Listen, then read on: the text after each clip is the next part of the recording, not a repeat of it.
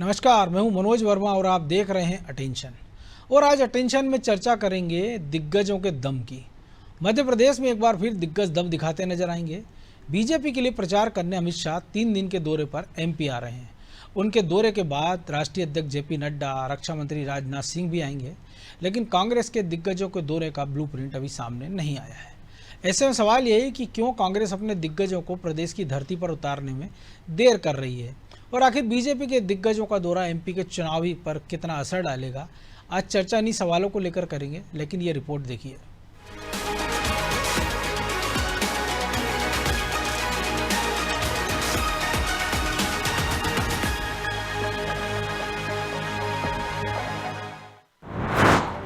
मध्य प्रदेश में दिग्गज भरेंगे हुंकार, चुनाव में जमकर करेंगे प्रचार।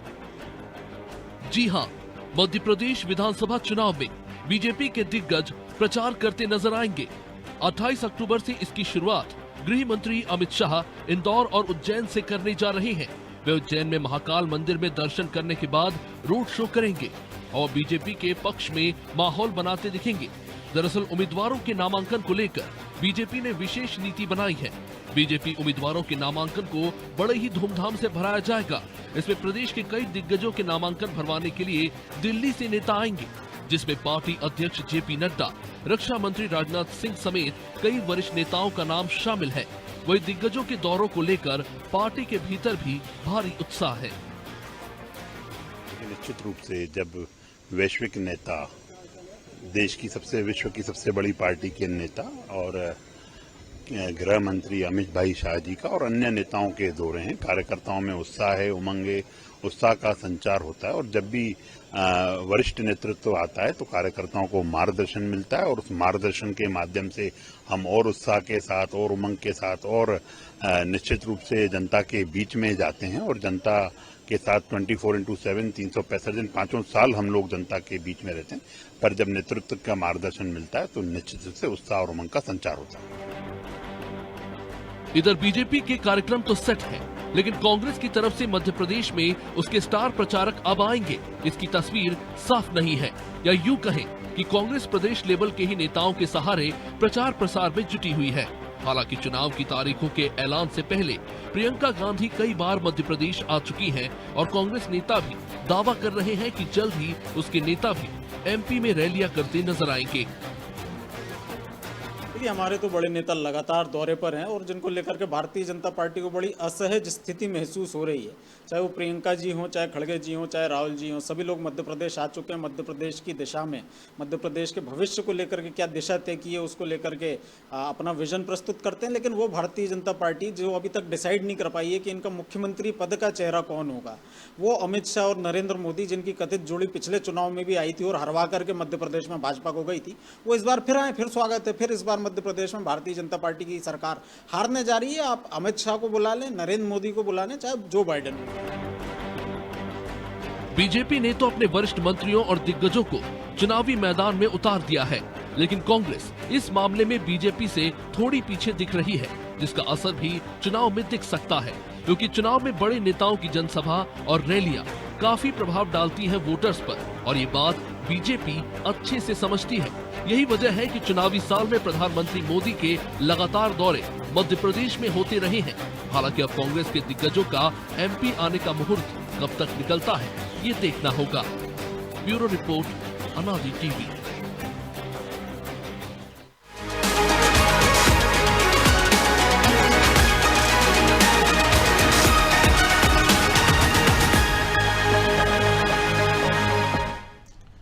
तो इसी पर चर्चा करने के लिए हमारे साथ जुड़ गए वरिष्ठ पत्रकार चंद्रकांत नायडू और हमारे सहयोगी ब्रजेश चौक से। वो स्वागत है नायडू जी आपका अनादि टीवी में। अब चूंकि चुनाव वक्त 3 हफ्ते का बचा है तो जाहिर सी बात है दिग्गजों के दौरे तो बढ़ना है। लेकिन हमने देखा था अचानक से कांग्रेस पहले सक्रिय हो गई थी कि लगातार हमने देखा राहुल गांधी हो, प्रियंका गांधी के 2-3 दौरे हुए, महाकौशल में भी, ग्वालियर चंबल में भी, इसके बाद विंध्य में हमने देखा महाकौशल में कि मल्लिकार्जुन खड़गे भी आए, और एक अभी एकदम से एक लंबा सा विराम सा हुआ है।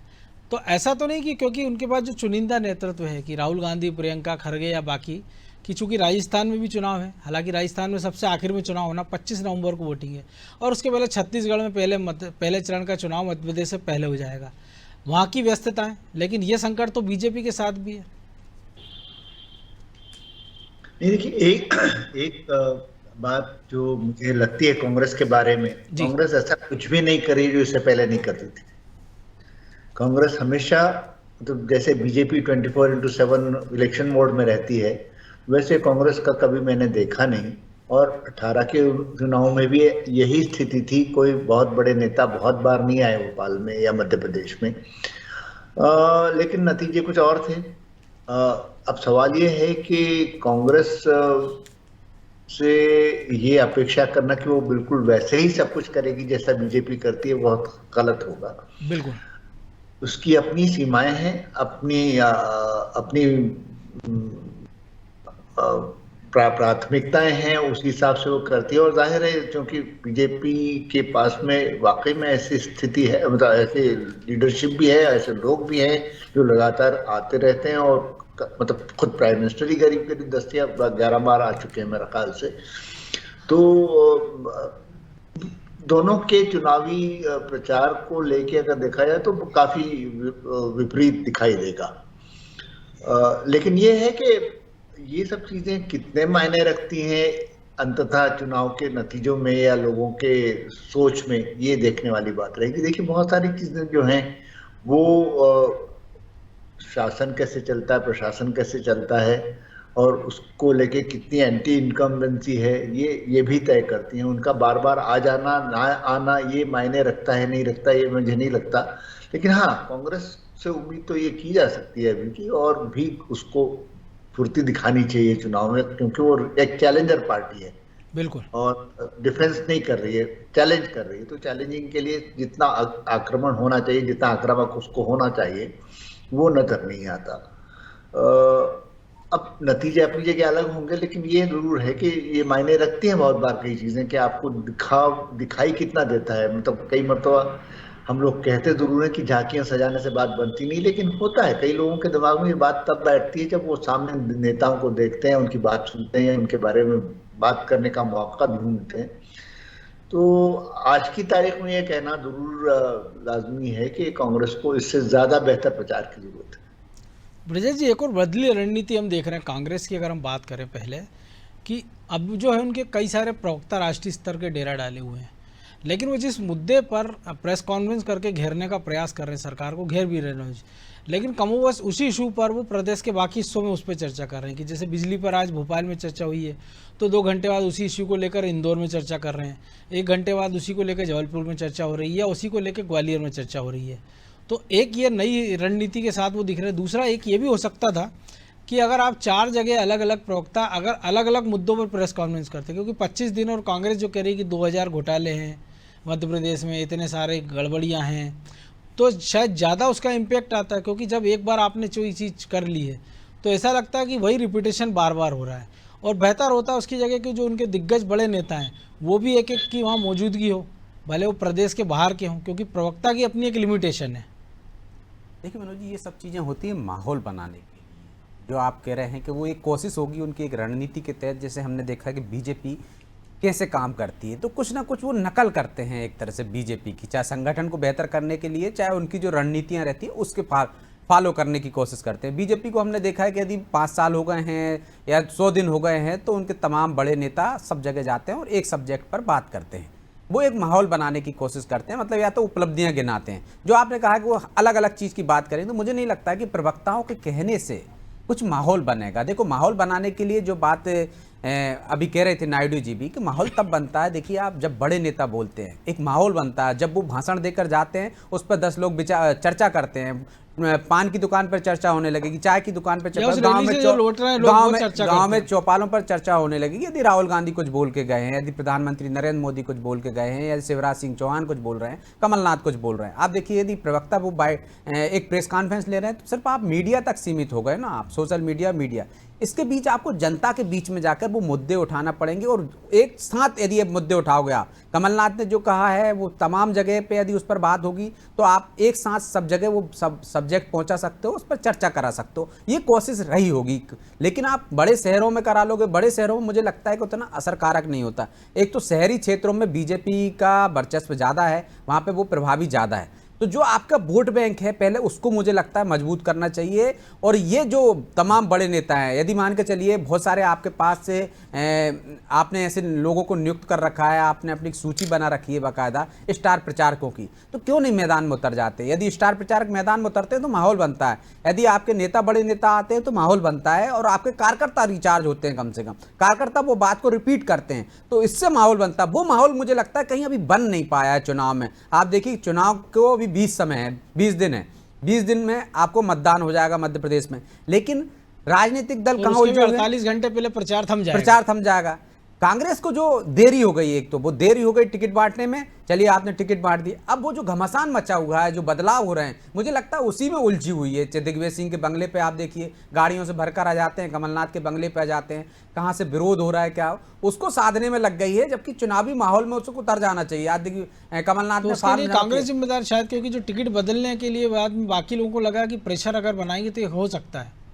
हाँ, तो उससे और जो टिकट बदले हैं ना, उससे जो सुर थे वो और तेज हो गए हैं, कि बाकी के लोगों को लगने लगा कि यार बगावत तेज करेंगे, विरोध तेज करेंगे तो हो सकता है हमारे भी चांस हो जाए, हमें भी चांस मिल जाए, हमारा भी बदलाव हो जाए। तो मुझे लगता है ये बदलाव करके कुछ कांग्रेस ने जल्दबाजी कर दी, यदि कुछ बदलना भी था तो शायद वो डिफोकस हो गए थोड़े से। तो अब इस वजह से वो रणनीतिक रूप से काम नहीं कर पा रहे हैं। अब रणनीति के हिसाब से आगे बढ़ना पड़ेगा, नकल करके नहीं। और जो प्रवक्ता हैं, जो आपने भी कहा है कि उनकी एक लिमिट होती है, मुझे लगता है उनको उतना महत्व मिलता नहीं है। जो बड़ा नेता बोलता है, यदि कमलनाथ जी बोलते हैं तो उसको महत्व मिलता है। उनके एक बयान पे आज पूरी समय चर्चा रही है, चाहे राजनीतिक गलियारा हो, चाहे बीजेपी उस पर हमलावर रही हो। उन्होंने कहा कि हमने टिकट तो इसलिए बदले कि कुछ लोग लड़ना ही नहीं चाहते थे। उन्होंने कहा कि हम लड़ना नहीं है हमें, इसलिए उन्होंने सरेंडर कर दिए तो हमने बदल दिए। तो आप यही वो मुद्दे की बात करते तो मुझे लगता है उससे ज़्यादा चर्चा होती, उससे माहौल बनता, और प्रवक्ताओं को उनकी बात को आगे बढ़ाने की जिम्मेदारी होनी चाहिए। बड़े नेताओं को बुलाना चाहिए, सभा करना चाहिए, एक रणनीति ऐसी बनना चाहिए कि मध्य प्रदेश में आप अलग अलग क्षेत्रों के हिसाब से नेताओं को जातिगत समीकरण के हिसाब से, सुरेश पचौरी जी कहाँ करेंगे, अरुण यादव कहाँ करेंगे, आप देखिए इनकी कोई सभाओं की कोई वो नहीं आ रही। नहीं तो प्रदेश कार्यालय से आता है कि फला जगह फला सभा करेंगे। सब नेता जो बड़े नेता हैं वो या तो अपने क्षेत्रों में बैठे हैं या घर में बैठे हैं, या वो टिकट की जो बगावत चल रही है उसमें उलझ कर रह गए हैं। नहीं तो यही लोग माहौल बनाएंगे तो एक माहौल बनेगा और उसका असर भी एक तरह से कांग्रेस के फेवर में जाएगा। तो लेकिन एक बदली रणनीति इस बार भी दिख रही नायडू जी। हम देख रहे हैं कि अभी तक ये होता था कि जो प्रचार में स्टार प्रचारक हैं, बाकी तमाम लोग प्रचार करते थे, लेकिन अब जो दिग्गज नेता हैं बीजेपी के बड़े, चाहे वो गडकरी हो, राजनाथ हो, जेपी नड्डा हो, खुद अमित शाह भी हैं, तो वो अपने जो उम्मीदवार हैं उनके नामांकन में दाखिल होने जा रहे हैं, कि वो साथ जाकर उसका नामांकन दाखिल करा रहे हैं। तो जो कैलाश विजयवर्गीय हम कह रहे हैं कि मालवा में उनके पास बड़ी जिम्मेदारी जिताने की, उनके खुद के नामांकन के लिए राजनाथ सिंह आ रहे हैं। बीडी शर्मा ने आज भिंड और चंबल इलाके में आधा दर्जन से ज़्यादा उम्मीदवारों के नामांकन में दाखिल हुए। तो इसका भी कोई इम्पैक्ट आएगा? क्योंकि अभी तक होता यह था कि जो उम्मीदवार होता था वो अपने समर्थकों के साथ जाता था, लेकिन जब से चुनाव आयोग की सख्ती हुई है तो हमने देखा विश्वास सारंग की फोटो आती है कि वो स्कूटी पे चले जा रहे हैं अपने एक समर्थक के साथ। तो इस तामझाम से भी कोई अंतर पड़ेगा कार्यकर्ताओं के स्तर पे भी और वोटर के स्तर पे भी? देखिए, जैसे ब्रिजेश जी कह रहे हैं, माहौल तो बनता है, माहौल तो बहुत लाजमी कि बनता ही है, और ये चीज़ें आखिर तक बनी रहती हैं तब तो ठीक है, क्योंकि 20 दिन का चुनाव है, पॉलिटिकल आपने नामांकन में तो शामिल हो गए, आप उसके बाद में अगर कोई दिखाई नहीं दिया तो फिर उससे भी फर्क पड़ता है। बिल्कुल, मोमेंटम टूट जाता है। हाँ, तो लेकिन ये है कि ये चीज़ें जो हैं वो कितनी देर तक दिमाग में रहती हैं ये भी देखने वाली बात है। कई बार मैंने महसूस किया है कि ये चीज़ें हो भी जाती हैं, उसके बावजूद थोड़े दिनों बाद ये माहौल ठंडा हो जाता है। तो वो लगातार बनाए रखने के लिए बीजेपी के पास में फोर्स है। बीजेपी, मैं ये कहना चाहूँगा कि बीजेपी के पास में इतना जोर है कि वो लगातार माहौल बनाए रख सकती है, और कांग्रेस में वो बात है भी नहीं, और मेरे ख्याल से वो जोश भी नजर नहीं आ रहा, जैसे आप कह रहे थे अभी कि या वो करना नहीं चाह रहे। क्योंकि हम देखते हैं अगर दिल्ली की सांसद मीनाक्षी लेखी भोपाल में आती प्रेस कॉन्फ्रेंस कर रही है, मुंडा आते हैं वो प्रेस कॉन्फ्रेंस करते हैं जनजाति मामलों पे, तो झारखंड में तो सहयोग से सरकार चला रही कांग्रेस, उनके पास नेता होंगे, महाराष्ट्र के नेता हैं, उनको झोंका जा सकता है। नहीं, देखिए एक चीज और भी है, मुझे ऐसा लगता है कि कांग्रेस के साथ में एक समस्या ये भी है कि कांग्रेस, जैसे अभी आप कह रहे थे कि उलझ गई है इन टिकट्स को लेके, उसमें एक जो पॉजिटिव पॉइंट मुझे नजर आता है वो ये है कि अगर टिकटों को लेके इतनी मारामारी है तो पार्टी स्वाभाविक रूप से किसी न किसी दर्जे तक लोगों के दिमाग में है, इसलिए लोग उसके टिकट के लिए मारे बिल्कुल उम्मीदवारों को लग रहा है कि इस बार सरकार बनेगी तो टिकटों की होड़ ज्यादा है। पार्टी से उम्मीद है तब उम्मीदवार जा रहे हैं वहां पे, तो ये भी एक चीज है। लेकिन मैं थोड़ा सा रोक रहा हूँ, लेकिन आप जैसे ये एक उदाहरण है अजब सिंह कुशवाहा की, कांग्रेस सिटिंग विधायक है सुमावली से, कांग्रेस कहती है उनको टिकट काटती है, वो शाम को बसपा में शामिल हो जाते हैं, शाम को उनका टिकट कंफर्म होता है, अगले दिन वो कांग्रेस में जाते हैं और जिसको कांग्रेस ने टिकट दिया वो बसपा में शामिल हो जाता है। तो आपको नहीं लग रहा है कि पॉजिटिव होने के बाद भी एक जो वोटर के मन में जो जाता है कि आज पता ही नहीं है कि वो एक पैर उसका कहाँ और दूसरा पैर कहाँ, कबड्डी का मैदान जैसा हो गया है?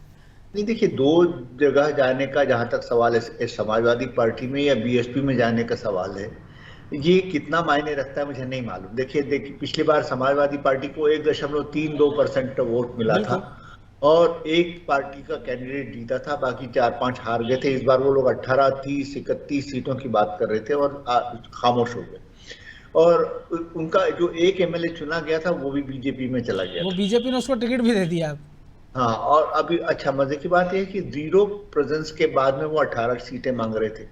बीएसपी का भी करीब करीब वही हाल है, 2% वोट था उनका, आज भी 2% ही वोट है, मतलब अगर आप खंगाले तो 18 में 5% के आसपास उनको मिला था। हाँ, नहीं वो था, लेकिन मिला तो कुल 2% ही। बिल्कुल, अब तो यूपी में जब उनका जो जहाँ कोर वोटर है उनके वहां उनके वो हाल हो गए हैं कि 2 सीटें मिली है, वो 2% से भी नीचे चले गए। तो ये जाहिर नजर आ रहा है कि वो अब बीजेपी की बी टीम बन के रह गई बीएसपी, और वो वहां इस तरह का माहौल पैदा करते हैं जिसमें बीजेपी को फायदा हो। मुसलमान कैंडिडेट खड़े कर दिए, मुसलमान कैंडिडेट के खिलाफ, ये सब होता है। बहरहाल मध्य प्रदेश का जहां तक सवाल है, मुझे ऐसा लगता है कि ये चीजें अभी जैसे जैसे माहौल चुनाव का बढ़ता जाएगा, हो सकता है हम लोगों को और कुछ देखने को मिले और थोड़ा माहौल भी बदले, थोड़ी चीजें और भी बदले, हो सकता है कांग्रेस भी। लेकिन कांग्रेस की ये कुल मिला के मतलब परंपरा नहीं रही है कि बहुत जोर शोर से बहुत झांकियां सजा के प्रचार करे। संजीदा किस्म का रहता है उनका परंपरा। उन्होंने बहुत सारी तोड़ी है ना, हमने कर्नाटक में देखा है कि झांकी सजा कर ही उन्होंने प्रचार किया। बिल्कुल, तो अब परंपराएं तो कांग्रेस भी तोड़ रही है और जिस नए दौर के हिसाब से उसको बदलना पड़ेगा, तब तो जाके माहौल बनेगा। हाँ, बात सही है, बिल्कुल सही है। लेकिन मतलब अभी जो हो रहा है उसको देखते हुए ऐसा लगता नहीं कि तुरंत हो ही जाएगा, लेकिन ये है कि हो सकता है धीरे धीरे हम लोग माहौल बदलता हुआ देखें। कांग्रेस के पास में कोई स्ट्रैटेजी ऐसी हो भी सकती है जो अभी तक खोलकर नहीं है, खुलकर सामने नहीं आई, और ये मुमकिन है कि बाद में आपको नजर आए। हम लोग अभी इस वक्त में इस स्थिति में नहीं है कि इस बारे में कुछ कह सकें। लेकिन हाँ, मुझे ऐसा लगता है कि चुनाव के प्रचार में जहां तक कांग्रेस का सवाल है काफी पीछे है। तो ब्रजेश जी, एक और चीज़ है कि हम देख रहे हैं कि उसी तारीख में लगभग जब अमित शाह उज्जैन रतलाम के दौरे पे होंगे तो प्रियंका गांधी दमोह क्षेत्र में होंगी। तो बीजेपी एक तरफ से अपने मजबूत गढ़ों में घूम रही है कि क्या कोई आशंका उनको, और कांग्रेस उन गढ़ों में जा रही है जहाँ बीजेपी पिछले चुनाव में मजबूत थी। हालांकि बीजेपी भी वहाँ बहुत फोकस कर चुकी है, क्योंकि हमने देखा कि प्रधानमंत्री नरेंद्र मोदी सागर में आए थे और रविशंकर का उन्होंने एक मंदिर के उद्घाटन शिलान्यास किया था। उसके बाद खरगे भी वहाँ आए थे, एक यूनिवर्सिटी का ऐलान किया था। देखिए मनोज जी, एक रणनीति का हिस्सा होता है। जिस तरह हम देख रहे हैं कि एंटी इनकम्बेंसी नामक जो घाव हम कह सकते हैं, यदि सरकार को है तो वो चाहती है कि उसकी मलम पट्टी करके जल्दी से जल्दी वो ठीक हो जाए। तो वो विरोध उसको थामने के लिए ही तो दिग्गज नेताओं को उन्होंने मैदान में उतारा है। उन क्षेत्रों पर फोकस किया है कि जहां उनको लगता है कि उस एंटी इनकम्बेंसी और लगातार सत्ता में रहने के कारण, या कांग्रेस पिछली बार 2018 में वहां प्लस में हो गई थी, तो उन पर फोकस कर रही है। वो गढ़ों को वापस करना, वो विश्वास वापस हासिल करना, और इसी के लिए तो माहौल बनाने के लिए बड़े नेता आ रहे हैं। चाहे बड़े नेताओं को मैदान में उतारने की बात हो, उसी को थामने के लिए, उसी जो घाव को भरने के लिए कोशिश की जा रही। अब कांग्रेस का काम क्या होना चाहिए कि जो घाव भरने की कोशिश जा रही है उसको कुरेदने का काम होना चाहिए। विपक्ष के नाते उस पर हमला करना चाहिए कि भाई जो लोगों में आक्रोश है, तो यदि बार बार जो बड़े नेता जाते हैं, धार देने का काम, जो धार देने का काम विपक्ष का होता है। लेकिन जब हम देख रहे हैं कि बीजेपी लगातार जा रही, तो चाहे पुराने सर्वे उठाकर देख लीजिए, चाहे नए सर्वे उठाकर देख लीजिए, अंतर आ रहा है, क्योंकि वो माहौल सुधारने की कोशिश कर रहे हैं। बड़े नेता जा रहे हैं, तो जब आप बार बार जाओगे, जनता के बीच में जाओगे और अपनी बात कहोगे, तो निश्चित तौर पर जो नाराजगी होगी उसकी धीरे धीरे कम होगी। और जब मतदान के स्तर तक वो अपनी नाराजगी को दूर करने की कोशिश कर रहे हैं। जो नायडू जी कह रहे थे कि मोमेंटम कितना कायम कर पाते हैं, अपने चले तो गए, लेकिन इसमें शक्ति है ना, ये उसकी काबिलियत है बीजेपी की। जो नाराजगी है हम देखते हैं उसको वो थाम लेती है। वो जो प्रयासों से ही वो सब, चाहे वो नए मुद्दे लेकर आए, चाहे कोई भी नया मुद्दा या बयान पकड़ ले, या उसके बड़े नेता वहां पे सक्रिय हों, चाहे प्रधानमंत्री, उनको लगता है कि प्रधानमंत्री की बात से यहाँ पर एक माहौल बनेगा, लोगों में जो नाराजगी कम होगी तो वहां उस क्षेत्र में दौरे कराते हैं। कांग्रेस को लगता है कि यहाँ पे हम प्लस हो सकते हैं, ये हमारा कोर वोट बैंक है, किसी कारण से हमसे खिसक गया है तो वहां प्रियंका गांधी के भाषा से या उनके भाषण से या उनकी सभा से वो हमारे पास वापस लौट सकता है, तो वो जतन करते हैं। ये रणनीति का हिस्सा होता है। तो मुझे लगता है उस रणनीति में अभी हमको कांग्रेस पीछे दिख रही है। जो नायडू जी कह रहे हैं, हो सकता है कि उनका कोई नया वो तरीका हो या रणनीति हो कि एंड टाइम पे वो मैदान में उतरेंगे और कोशिश कर रहे हैं, क्योंकि उनका संगठन इतना मजबूत नहीं है कि अभी से वो एनर्जी लगाएंगे अपनी, हो सकता है उसको बरकरार नहीं रख पा रहे हो, तो वो एंड टाइम पर पूरी ताकत झोंकेंगे। अभी उनका ध्यान हो सकता है छत्तीसगढ़ में, उनके जो लीडर हैं जो बड़े छत्तीसगढ़ में दौरे चल रहे हैं, इसके बाद वो मध्य प्रदेश पर फोकस करेंगे, इसके बाद राजस्थान पर फोकस करेंगे। वो अभी एक साथ सब जगह एनर्जी नहीं लगा सकते क्योंकि उनके पास उतनी एनर्जी नहीं है, उतना उनका संगठन नहीं है। तो ये उनकी रणनीति हो सकती है। और बीजेपी अभी से प्लस करते हुए चल रही है और वो बाद में भी अपना टेम्परामेंट इतना बरकरार रख पाएगी और उसको और बड़ा करने की कोशिश करेगी मजबूत, ताकि वो प्लस में आ जाए। ये बीजेपी की रणनीति। जी नायडू जी कुछ कह रहे थे आप? इसमें एक चीज है, मुझे ऐसा लगता है कि बस सीधी सी बात यह है कि बीजेपी के प्रचार, चुनाव के प्रचार में एक सोच नजर आती है, कुछ पर्पस नजर आता है जो कांग्रेस के प्रचार में नजर नहीं आता फिलहाल। लेकिन ये जरूरी नहीं कि ऐसी स्थिति बनी रहे। हो सकता है कि उन लोगों के पास में, जैसे अभी ब्रिजेश जी भी कह रहे थे, कि उनके रिसोर्सेज बहुत सीमित हैं, उनकी संसाधन जितने हैं उसको देखते हुए वो किस तरह से उसको रेगुलेट करें और अपने नियमन करके उसको कैसे मैक्सिमाइज करें उसका इम्पैक्ट, ये देखते हैं। और जो उनके नारी सम्मान और गैस जैसी तमाम सारी गारंटी की जो हवा निकली है बीजेपी ने इम्प्लीमेंट कर दिया, तो शायद वो इसीलिए तर्कस में तीर बचा के रखना चाहते हो क्योंकि एन युद्ध में काम आया। क्योंकि पहले से अगर आपने छोड़े तो बीजेपी उनकी भी काट ले आएगी। लेकिन अब चूंकि समय की कमी है तो चर्चा को यहीं विराम देना होगा। बहुत धन्यवाद नायडू जी। तो निश्चित तौर पर दिग्गज अपना दम दिखाने के लिए मध्य प्रदेश में तैयार है। क्या प्रियंका गांधी, क्या राहुल, क्या जेपी नड्डा, क्या अमित शाह, क्या नरेंद्र मोदी। तो जाहिर सी बात है कि सारे अपने हिसाब से अपनी तैयारियों में जुट गए। लेकिन सवाल यही है कि जो बीच के ब्रेक के बाद ये मोमेंटम कौन कायम कर पाएगा और जो फ्लोटिंग वोटर है वो कौन अपने पक्ष में कर पाएगा। क्योंकि वो फ्लोटिंग वोटर इस चुनाव में निर्णायक भूमिका निभाते रहे और इस चुनाव में उनकी भूमिका और ज़्यादा बढ़ गई है। अटेंशन में आज जितना ही, मुझे दीजिए इजाज़त और आप देखते रहिए अनादि टीवी। नमस्कार।